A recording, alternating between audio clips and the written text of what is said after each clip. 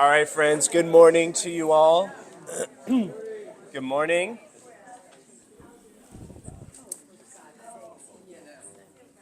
The Lord be with you. Let's begin this morning with a word of prayer. Almighty and gracious God, we thank you for gathering us here together on this beautiful day to worship you and to learn whatever it is that you have to say to us through the witness of your servant, C.S. Lewis. We ask that you would open our ears to hear your word to us today.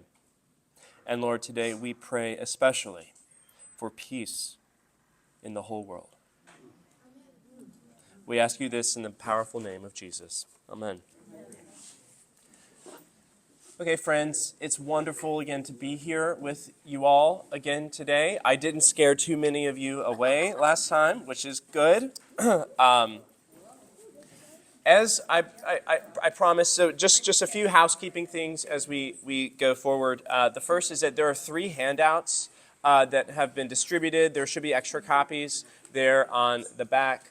The first one is just an outline of the course that I handed out last week. And it's basically the same. I made one small adjustment again, and that's for next week. Instead of talking about, we're going to still talk about Lewis's imaginative work, especially his fantasy world of Narnia. But instead of talking about The Lion, the Witch, and the Wardrobe, which I'm sure many of y'all have read before, we're going to talk about another one of his works, The Silver Chair, which is book 6 out of 7 in the Narnia series. And there's a little scene in there that we're going to interact with. Other than that, it's the same. So if you weren't here last week, grab a little outline for that. And then there are 2 passages that hopefully we will get to read today. The first one is from Surprised by Joy, which we started last week. And then we're going to move in the second part of our time to discuss Mere Christianity, which is probably Lewis's most widely read apologetic work. So grab those. If you don't have them, they're on that table there in the back. There's a lot of territory that I hope we can cover today, but I want to pick up where we left off last week. If you were here last week, or if you watched the YouTube video, you may remember that we discussed Lewis's life and work using Surprised by Joy, his autobiography, as a touchstone along the way. We discussed his early life, leading eventually to his conversion from atheism to theism in 1929, and then from theism, a sort of general belief in God, to Christianity in 1931. And we noted how many of the events in Lewis's life shaped his deconversion, right? His reversion to atheism, the death of his mother when he was 9 years old, his emotionally distant father, and the sort of suspicion that came with that of emotional life from an early age. We talked about his moving from boarding school to boarding school during his youth, sort of lack of stability, going from Ireland to England, back to Ireland to England again, and finally his short but very horrific time in the trenches of World War I. Remember, he saw 2 of his dearest friends die right in front of his eyes, and he himself was injured.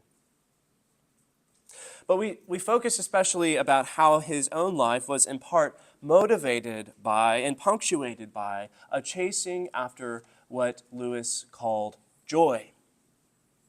Joy, as he uses it, is not how we often think about it in our ordinary thought and ordinary language. It's quite different than how we are used to thinking about it. Remember, Lewis characterized joy as a deep-seated longing for something that was inexplicable, that was unnameable. It's almost like this feeling of homesickness, an intense yearning for an unknown transcendent good, something that you cannot name. And he experienced this from a very early age. We talked about how his reading of poetry as a young boy, his reading of the stories of Beatrix Potter awakened this within him. And he further characterized joy by its not only this intense feeling of longing, but by its momentariness, its fleetingness, right? Remember, it's here one moment, this feeling of intense longing, and then it's gone right away. It is outside the domain of human manipulation or control. We can't elicit it, right? We can only receive it because it's a gift. It comes from the outside. It makes a sort of claim upon us, and then it is gone. And finally, we said that joy, it utterly transcends happiness and pleasure. In fact, it's not necessarily a pleasurable feeling, joy, right? Remember the analogy that he uses at the beginning of the book is a stab, right?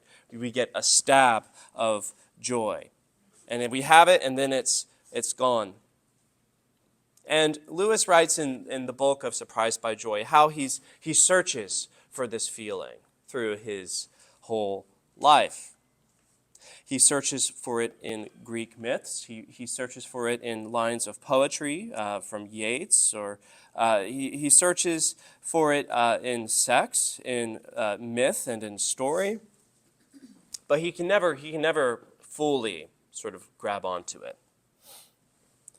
And finally, he searches for it in friendships and in philosophy, right? Remember, he began to teach philosophy from Oxford.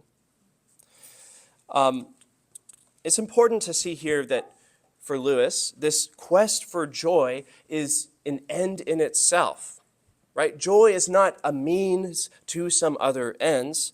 Joy is a destination for him, something to be sought after for its own good.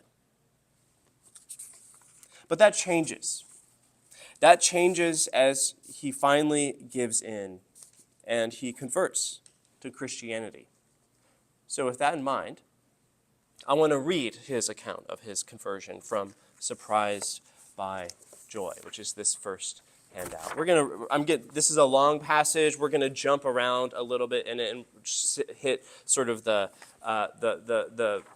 highlights, but I printed it all out for you so you can take it home and read it on your own if you don't have the book.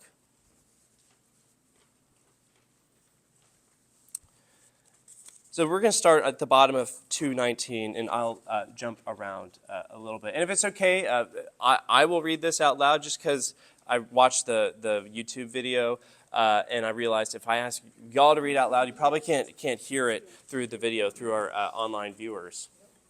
So I will do that. But then I'll invite your reflections and discussion on it after we're done.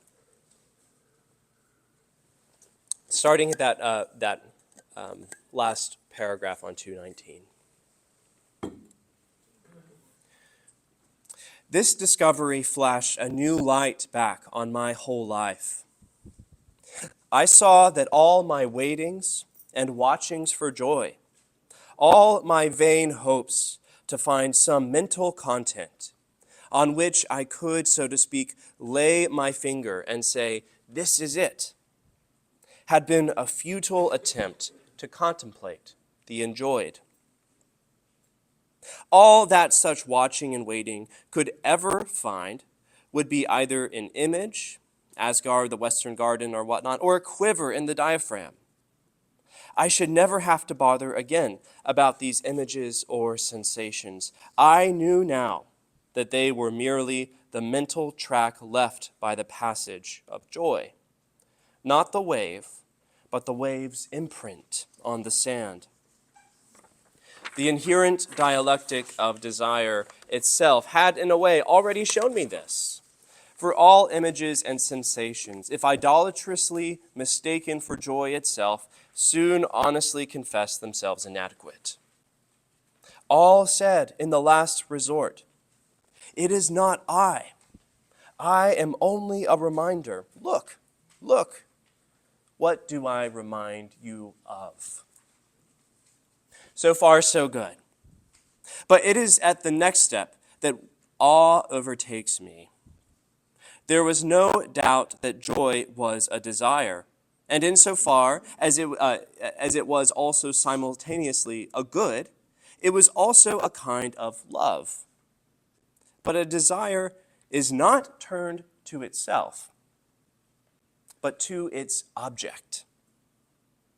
Not only that, but it owes all its characters to its object. Desire owes all of its character, not to itself, but to what it desires after. That's really key here. That's like a seismic shift for him. It's not joy itself, but joy after something that's outside of himself.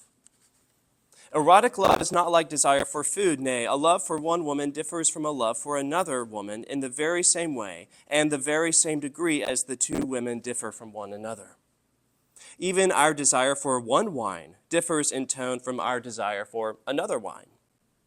Our intellectual desire, curiosity, to know the true answer to a question is quite different from our desire to find that one answer rather than another is true. The form of the desired is in the desire. It is the object which makes the desire harsh or sweet. In the object, coarse or choice, high or low. It is the object that makes the desire itself desirable or hateful. I perceived, and this was a wonder of wonders, that just as I had been wrong in supposing that I had fully desired the garden of Hesperides, so also I had been equally wrong in supposing that I desired joy itself. Joy itself, considered simply as an event in my own mind, turned out to be of no value at all. All the value lay in that of which joy was desiring. And that object, quite clearly, was no state of my own mind or body at all. I'm going to skip down just a little bit. That's his first sort of key insight. That his quest for joy is not really a quest for joy at all. It's the quest for that which joy wants, that for which you long for. Well, his next question naturally would then be, well, then what is that object? What is it that I want so badly? I'm going to skip down where he reads some Christian works. He reads Chesterton's the Everlasting Man, and he says that that's sort of the first time that the Christian sort of view of reality and of history sort of impressed upon him in a really striking way. We're going to skip to page 224 real quick. Just notice too how this is, I said this last time, but his conversion to Christianity is not like a Paul on the road to Damascus moment. Christ isn't appearing to him and saying, turn from your old ways, right? This is a very gradual and subtle shift, yet it's decisive, right, for Lewis. It's a recognition that what he has been desiring all along is fulfilled. The fulfillment of his joy is found in Christianity and in Christ. All right, we're going to read one paragraph on 224, and then we're going to skip to the very end of the chapter. The odd thing was that before God closed in on me, notice the shift in agency here, right? Lewis isn't actively seeking out this experience of joy anymore. It's coming to him. God is closing in on him. The title of this, and the sort of guiding metaphor for this this chapter is Checkmate. It's a game of chess in which he is the one who's being checkmated, right? He's not the one making the successful moves. The odd thing was that before God closed in on me, I was in fact offered what now appears a moment of wholly free choice, in a sense. I was going up Headington Hill. He lives in Headington, which is on the outskirts of Oxford. on the top of a bus. Without words, and I think almost without images, a fact about myself was somehow presented to me. I became aware that I was holding something at bay or shutting something out. Or if you like, that I was wearing some stiff clothing like corsets or even a suit of armor, as if I were a lobster. I felt myself being there and then given a free choice. I could open the door or keep it shut. I could unbuckle the armor or keep it on. Neither choice was presented as a duty. No threat or promise was attached to either, though I knew that to open the door or to take off the corselet meant the incalculable. The choice appeared to be momentous, but it was also strangely unemotional. I was moved by no desires or fears. In a sense, I was not moved by anything. I chose to open, to unbuckle, to loosen the rein. I say I chose, yet it did not really seem possible to do the opposite. On the other hand, I was aware of no motives. You could argue that I was not a free agent, but I am more inclined to think that this came nearer to being a perfectly free act than most that I have ever done.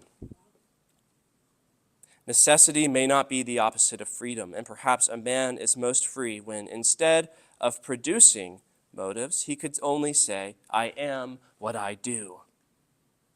Then came the repercussion on the imaginative level. I felt as if I were a man of snow at long last beginning to melt. The melting was starting in my back, drip, drip, and presently trickle, trickle. I rather disliked the feeling. We're going to skip to the very end of the chapter.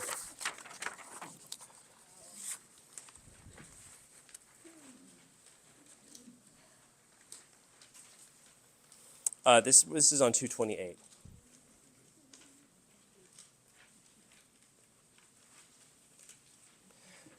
You must picture me.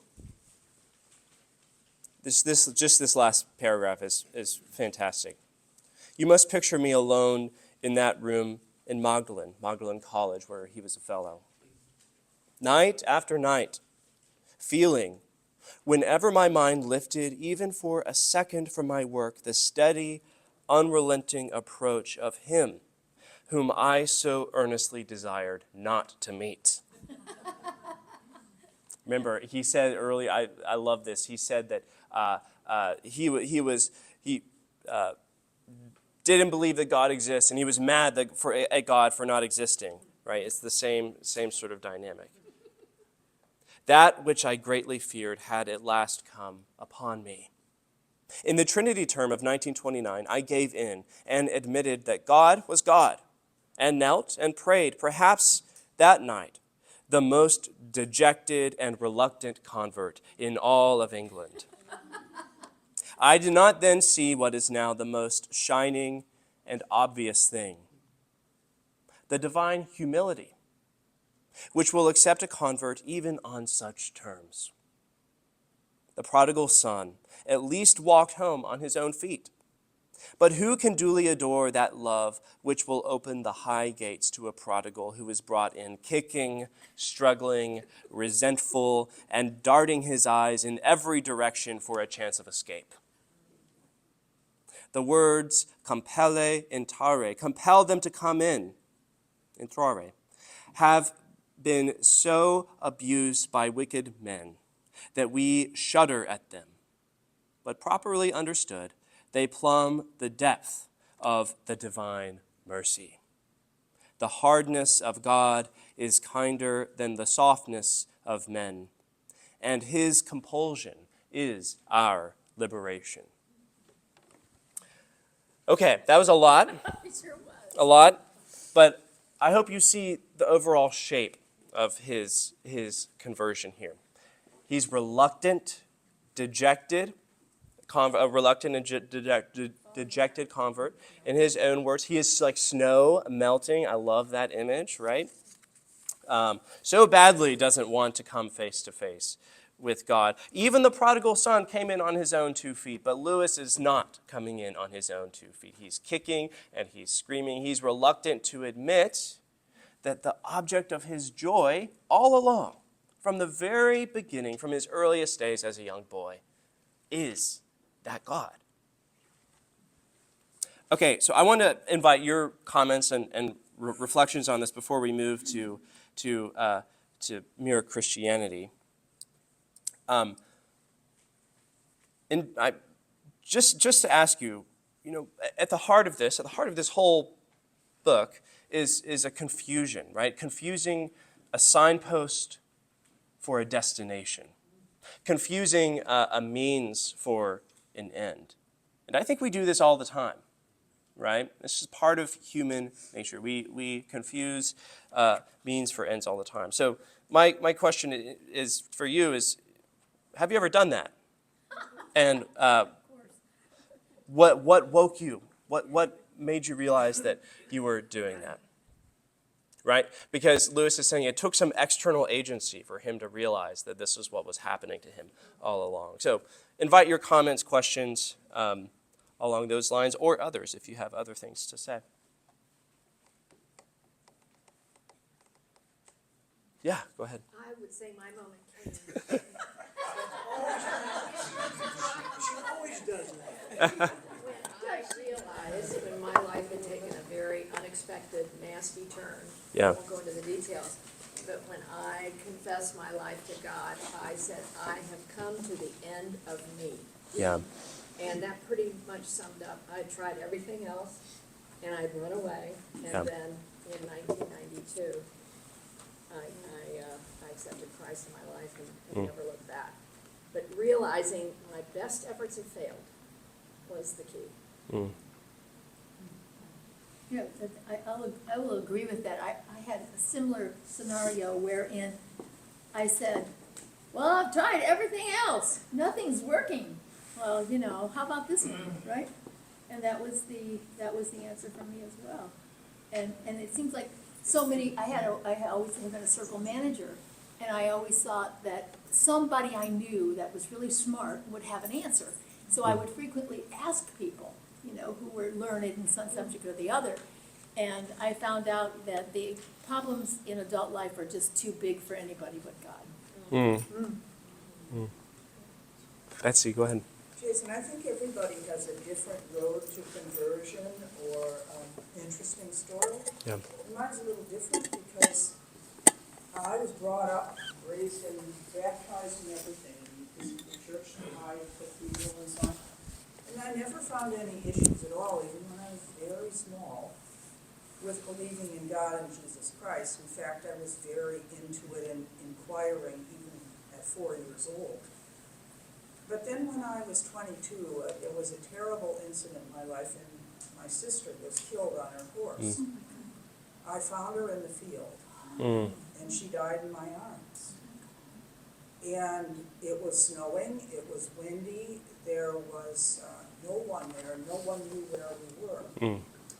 So after all my prayers down the field didn't work, my sister had died, I found that the months that followed were like a complete blackness. And I decided, okay, I've always believed in God, so I am going to be honest. And I said, okay, God, you took my little sister away from me. And she was only 12.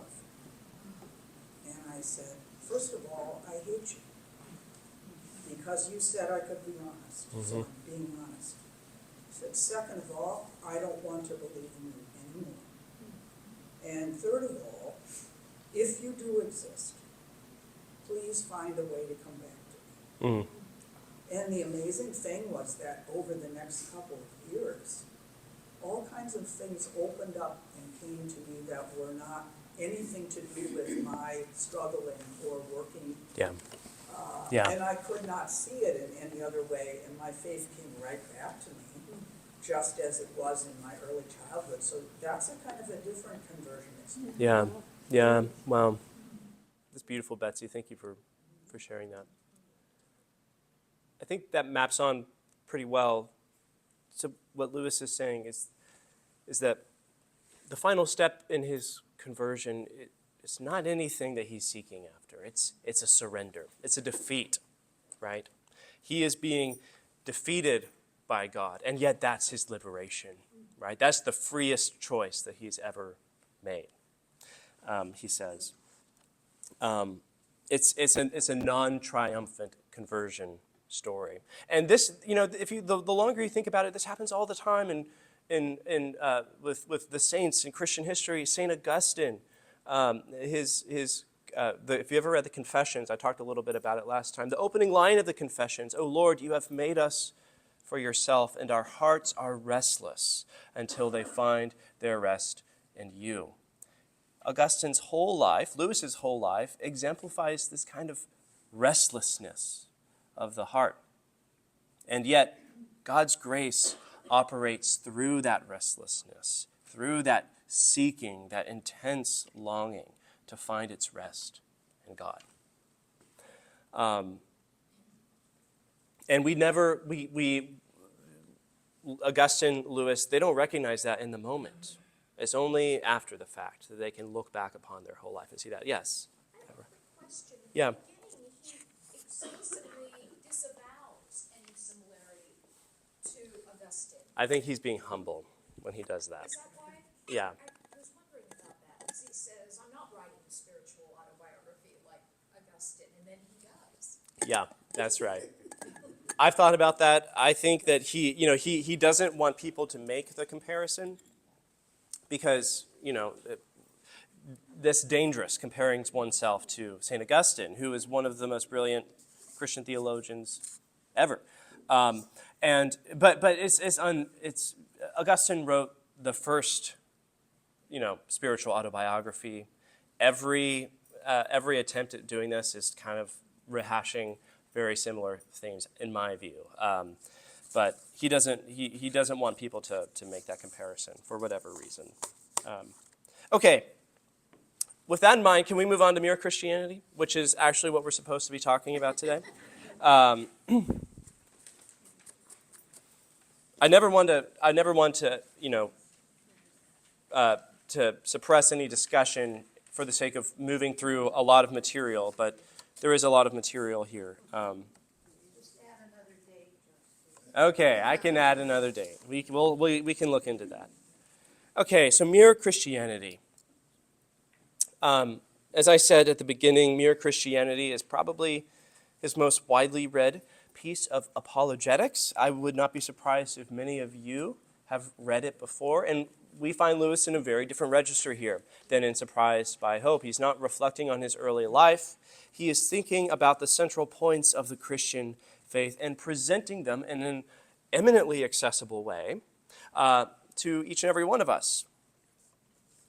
I made the point last time that Lewis was not ultimately drawn to Christianity because of a sense of airtight rational arguments. It's very much a journey, yes, of his intellect, but also of his chest, as he would say, he says often, his heart. Coming to Christian faith was the fulfillment of and the transformation of his search for joy. But this does not mean that Christian faith is unintelligible or irrational for him. Far from it. He spends much of his career dedicating his thought, his writings, to thinking through the intelligibility and the rationality of faith. And I want to talk a little bit about faith and reason in Lewis's work today. In 1941, after having read Lewis's short book, The Problem of Pain, which I would commend to any of you who have thought about the problem of evil, the Christian response to evil and suffering, personal pain, which is to say all of us have done that.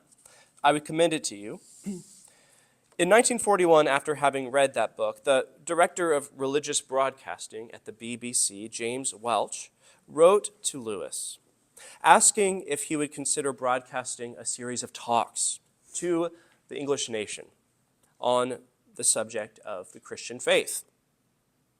The talks took place in 15-minute segments between August 1941 and May 1944. What was happening during those dates? At the beginning of the talks, England was just emerging from the worst days of the Blitz. And the segments would be broadcast during the darkest days of the Second World War. There were 4 sort of clusters of talks that he gave that covered 4 distinct subjects that later on in the 1950s and 1952 would be sort of stitched together into a single work under the name of Mere Christianity. If you've ever read Mere Christianity cover to cover, it feels a little disjointed. I mean, it's all insightful, all intelligible, comprehensive in some ways, but it is sort of, 4 distinct subjects that he's talking about. The 4 subjects were, number 1, an argument for the existence of God based on the intuitive sense of right and wrong, conscience, that all of us have. We're going to talk about that in a moment. Number 2, a summary of the Christian faith centered around the theological virtues of faith, hope, and love, or charity. Number 3, section 3, a summary of Christian ethics, or as he says, Christian behavior, individual and social. And number 4, how the Christian concept of God is distinctive, namely the doctrine of the Trinity. One of the 4 books, the whole 4 books is dedicated to the doctrine of the Trinity. And I will just say the days are long gone when one is invited to give extended talks on the doctrine of the Trinity over the national airwaves, but alas. I should say a word, too, about why mere Christianity. Does anyone know where that phrase sort of comes from? What does he mean by it? What is he trying to get at by saying mere Christianity? What images, thoughts come to your mind? Simply explained. Yeah, okay, so maybe simply explained. What else? The essence. Yeah. Christianity in its most distilled form. As opposed to what, though? Right? Most theology, okay? And yeah. Well, so also think about, denominationalism. Right? Lewis is a member of the Church of England. Yet, this is World War II and post-World War II England, where there are all kinds of competing forms of Christianity out there. Roman Catholicism, Presbyterianism, Congregationalism, right? All with their own sort of distinctive charism or distinctive confession. And Lewis wants to bracket all of those distinctives, set them aside for a minute, and look at mere Christianity, just Christianity. What is at the heart of the Christian faith and the gospel? That's what he wants to articulate. And I think that has held up pretty well because this book is read by Anglicans. Obviously, we're talking about it. This book is read by evangelicals. This book is read by Catholics. This book is read by liberal Protestants. It's read all across this, and all of these groups have different areas with which to poke holes at Lewis's arguments or to point out that this is right, but this isn't. But nonetheless, I think that he accomplished his goal. He got that phrase actually from a Puritan of all places, Richard Baxter, who was a 17th century Puritan pastor in England. He wrote a lot of pastoral theology, like he wrote this big handbook called The Reformed Pastor for pastors. And he used this phrase of a few other times of calling himself a mere Christian. Not a Christian but a mere Christian, just a Christian.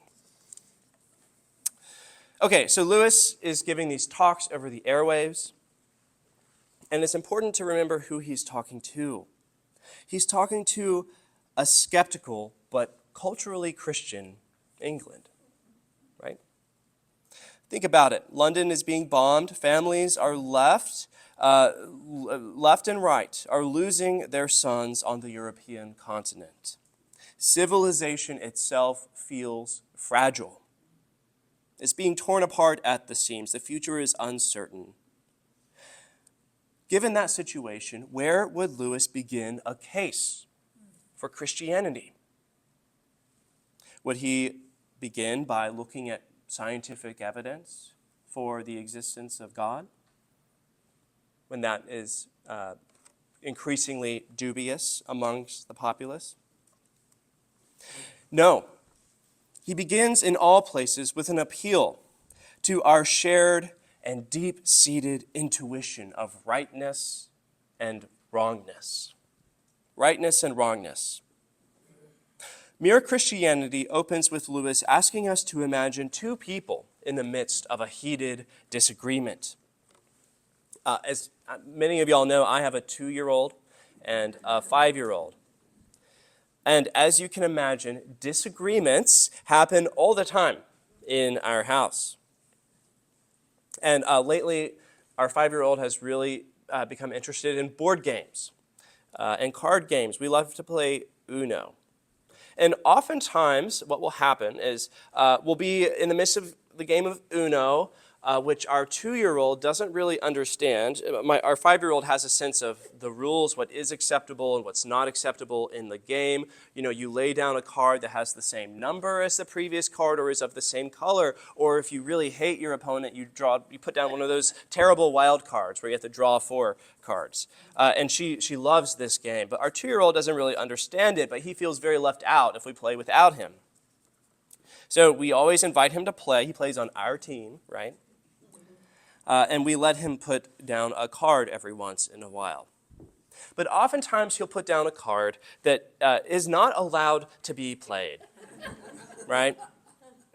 And our older daughter does not like this. She will look at him in the eyes and say, "You cheated. That's not fair, James." And a disagreement usually unfolds, not a rational disagreement, mind you, but a disagreement nonetheless, and it often ends in tears. It depends on if he's biting that day or not. He's 2, remember. And note this, whenever she says "you cheated," or "that's not fair," that's not just the expression of her personal preferences or her emotions, right? She's not saying, "I don't like it that you did that." She's not saying, "that caused me a bad feeling," though it does. What is she saying? That is wrong. You ought not to do that. That's different from saying, "you hurt my feelings," right? Or that made me feel really sad. Do you see the difference? My 5-year-old, whether she understands it or not, is not just pointing to a subjective state caused by her brother cheating at Uno. She is appealing to some objective norm, something out there, some pre-linguistic, pre-predicative ought, something that ought to be, that is pre-given. Value, right and wrong, value here for my 5-year-old is not something that she imposes on reality. It's something that reality elicits from her. It's something given, already there, to be seen, acknowledged, named, and adhered to. I should be clear here. So Lewis, this is an argument that basically he makes, that anytime we have a disagreement, we all have a sense of rightness and wrongness, and that transcends how we feel, right? It's that we all say, this is right or this is wrong. Even if we're not aware of it, it lies under the surface of every judgment that we make throughout the day or in a disagreement. I should be clear what Lewis is not saying. He's not saying that we have this awareness of everything that's right or wrong all the time. There are ambiguous situations. He's not saying that different cultures don't have different specifications of what's right and wrong. There is definitely cultural differences. He's not saying that we always adhere to this. We mess up all the time. But what he is saying is that when we fight, when we quarrel, when we disagree, we all appeal to some basic standard of rightness and wrongness, and that standard seems objective to us. We all fail to live up to that standard, yes, but the standard, the imperative, is always still there. In his book, he makes this argument very, very powerfully in his book, The Abolition of Man. He calls this sort of universal sense of conscience, right? Conscience is always there for us. It's convicting us all the time. He calls this universal sense of conscience the Tao. So if you want to read The Abolition of Man, I encourage you to go through that. This is a quote from the beginning of Mere Christianity.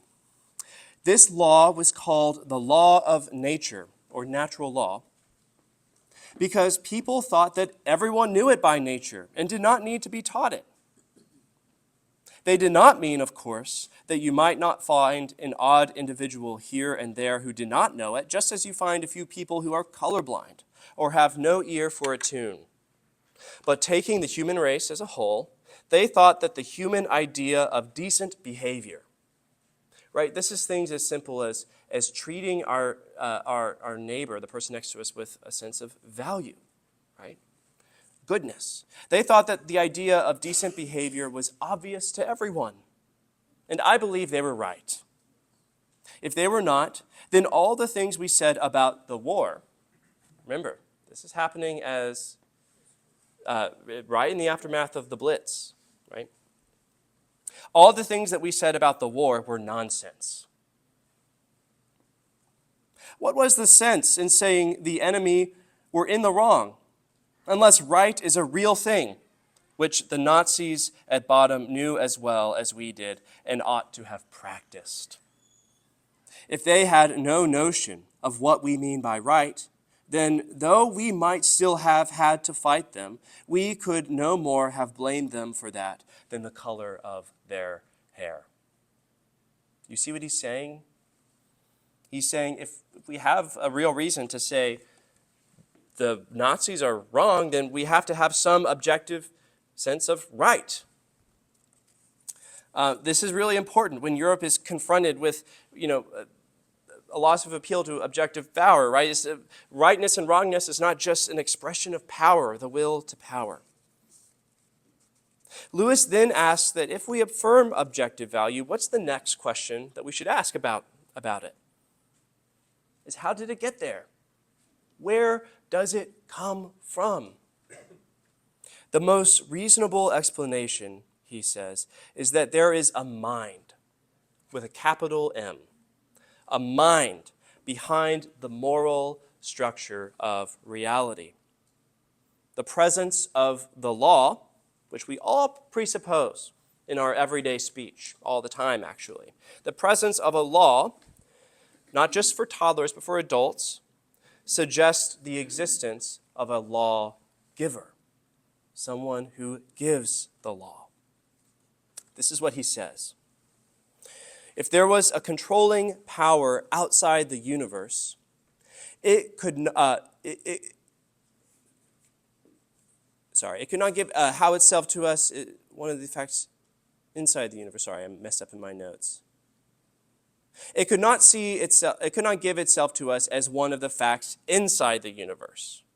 No more than the architect of a house could actually be a wall or a staircase or a fireplace in that house. I'm going to read that again since I got it wrong. If there was a controlling power outside the universe, it could not give itself to us as one of the facts inside the universe.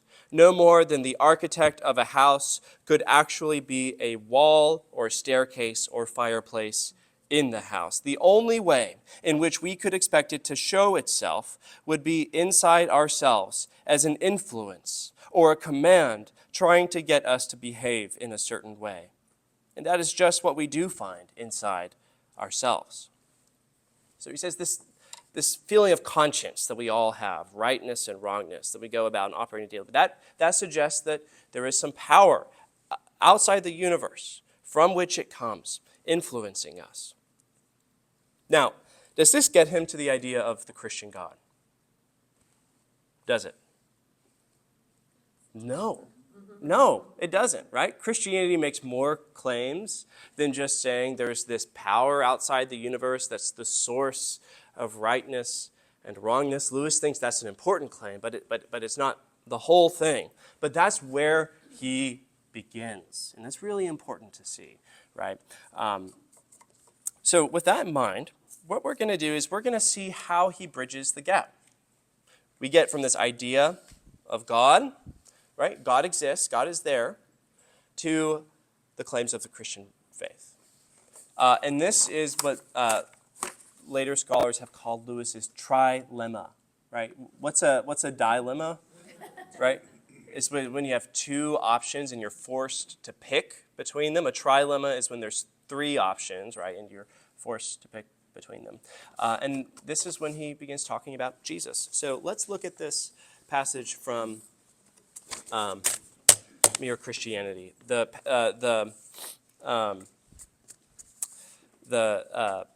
title is The Shocking Alternative. And we're going to skip down. He makes a long argument kind of about evil and free will, which is important, but we don't have time to dwell on all of that. We're going to start on page 49. We'll read 49 through 51. And you'll see some of the argument that I've already made coming through, and then he gets to the crux of the matter about Jesus, right? Because the center of the Christian claim about God begins with Jesus.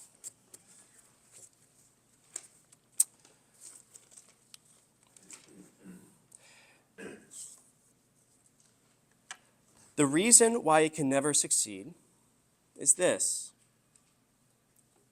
And he means by this, the reason, it in that sentence refers back to our attempts of trying to find something other than God that will make us happy. The reason why it can never succeed is this. God made us. He invented us as a man invents an engine. A car is made to run on petrol, and it would not run properly on anything else. Well, this was in 1941, so let's give him that. He himself is the fuel our spirits were designed to burn. I love that image. Or the food our spirits were designed to feed on. There is no other. That is why it is just no good asking God to make us happy in our own way without bothering about religion. God cannot give us a happiness and peace apart from himself because it is not there. There is no such thing. That's going back to Surprised by Joy, right? That is the key to history. Terrific energy is expended, civilizations are built up, excellent institutions devised, but each time something goes wrong. Some fatal flaw always brings the selfish and cruel people to the top, and it all slides back into misery and ruin. In fact, the machine conks. It seems to start up all right and runs a few yards, and then it breaks down. They are trying to run it on the wrong juice. That is what Satan has done to us humans. And what did God do? First of all, he left us conscience, which we've already talked about, the sense of right and wrong. And all through history, there have been people trying, some of them very hard, to obey it. Have you ever tried to obey your conscience? It's difficult work. None of them ever quite succeeded. Secondly, he sent the human race what I call good dreams. I mean those queer stories scattered all through the heathen religions about a God who dies and comes to life again and by his death has somehow given new life to men. He's not talking about Christianity there. He's talking about pagan religions, these myths. He never really wants to let go of the pagan myths, right? He always wants to find a way to incorporate them into his larger view of reality in Christianity. Thirdly, he selected one particular people and spent several centuries hammering into their heads the sort of God he was. That there was only one of him, and that he cared about right conduct. Those people were the Jews, and the Old Testament gives an account of the hammering process. Then comes the real shock, the shocking alternative. among these Jews there suddenly turns up a man who goes about talking as if he was God. He claims to forgive sins. He says that he has always existed. He says he is coming to judge the world at the end of time. Now let us get this clear. Among pantheists, like the Indians, it means Hindus here, anyone might say that he was a part of God or one with God. There would be nothing very odd about it. But this man, since he was a Jew, could not mean that kind of God. God, in their language, meant the being outside the world, who had made it and was infinitely different from anything else. And when you have grasped that, you will see that what this man said was quite simply the most shocking thing that has ever been uttered by human lips. One part of the claim tends to slip past us unnoticed because we have heard it often that we no longer see what it amounts to. I mean the claim to forgive sins. Now, unless the speaker is God, this is really so preposterous as to be comic. We can all understand how a man forgives offenses against himself. You tread on my toes, and I forgive you. You steal my money, and I forgive you. But what should we make of a man, himself unrobbed and untrodden on, who announced that he forgave you for treading on other men's toes and stealing other men's money? Asinine fatuity is the kindest description we should give of his conduct. It's very, very Oxfordish. Asinine fatuity. Yet this is what Jesus did. He told people that their sins were forgiven and never waited to consult all the people whom their sins had undoubtedly injured. He unhesitatingly behaved as if he was the party chiefly concerned, the person chiefly offended in all offenses. This makes sense only if he was really the God whose laws are broken and whose love is wounded in every sin. In the mouth of any speaker who is not God, these words would imply what I can only regard as a silliness and conceit unrivaled by any other character in history. Yet, and this is the strange, significant thing, even his enemies, when they read the Gospels, do not usually get the impression of silliness and conceit. Still less do unprejudiced readers. Christ says that he is humble and meek, and we believe him. Not noticing that if he were merely a man, humility and meekness are the very last characteristics we could attribute to some of his sayings. Think of Jesus turning over the tables in the temple, or him saying, "I and the Father are one." That's not a humble and meek thing to say. I am trying here to prevent anyone saying the really foolish thing that people often say about Jesus. I'm ready to accept Jesus as a great moral teacher, but I don't accept his claim to be God. That is the one thing we must not say. A man who was merely a man and said the sort of things Jesus said would not be a great moral teacher. He would either be a lunatic on a level with the man who says he is a poached egg, or else he would be the devil of hell. You must make your choice. Either this man was and is the Son of God, or else a madman or something worse. You can shut him up for a fool, you can spit at him and kill him as a demon, or you can fall at his feet and call him Lord and God. But let us not come with any patronizing nonsense about his being a great human teacher. He has not left that open to us, and he did not intend to. Okay. How much time? We have 5 minutes. What's the argument? What's he saying? You don't have a choice. Why not? Because he's either a rational monster or he is who he says he is. Yeah. Yeah.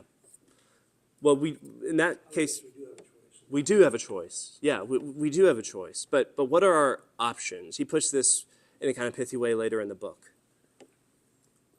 Who is Jesus? What options do we have to pick from? Yeah? I think you still have the option of I don't know. Yeah, I think you do too. that's not an option he leaves on the table, for sure. But I mean, I think he's setting it up as, bifurcated, yes or no. Mm-hmm. But I think there is always a third way. Mm-hmm. I agree with that. So, yeah, go ahead. I often hear people say the phrase, in such a time, I think, I don't believe in God, I'm not religious, I'm very spiritual. Yeah. He seems to be poking at that emotion. Yeah, he's poking at that. That's true. Yes, sir. Yeah, I could recommend a very good biography of Lewis by A.N. Wilson, a popular British historian. Mm-hmm. Wonderful, it was written back in the 90s, and it's wonderful, very readable, enjoyable. It puts a lot of things in perspective. Yeah. A.N. Wilson. And Wilson, yeah. So later in the book, Lewis summarizes the options in a pretty pithy way. Remember, this is a trilemma. There are three options we can pick from. Jesus is either a liar, right? He said these things about forgiving sins, but he didn't really mean them, right? There's a moral deficiency in him. He claimed to be one with God, but he wasn't really one with God. He lied to us. He's a lunatic, as in he didn't mean to be wrong about these things, but he was this is all crazy talk, right? Or he's Lord. Liar, lunatic, or Lord.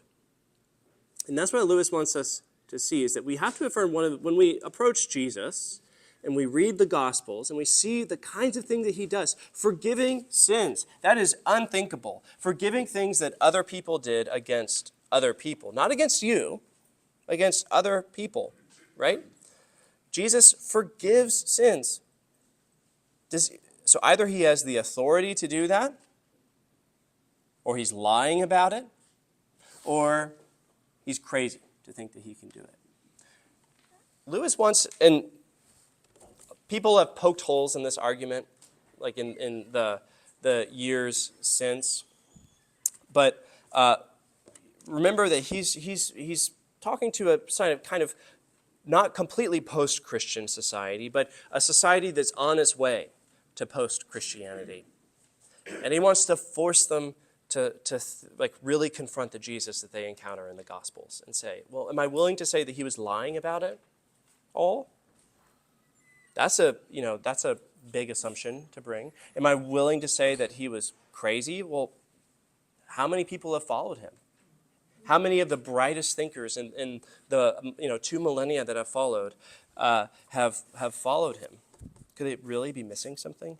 Or is he who he says he is for us? Okay, that's a lot. I'm sorry to pack so much into 1 hour, but it's time for us to go. Next week, we'll be shifting gears again, and we'll look at the Narnia Chronicles and a short essay by him called Myth Becomes Fact. It's all about story, which, his imaginative mind is just as active, if not more, than his apologetic one. Thank you all so much. Go in peace. I'll see you in church.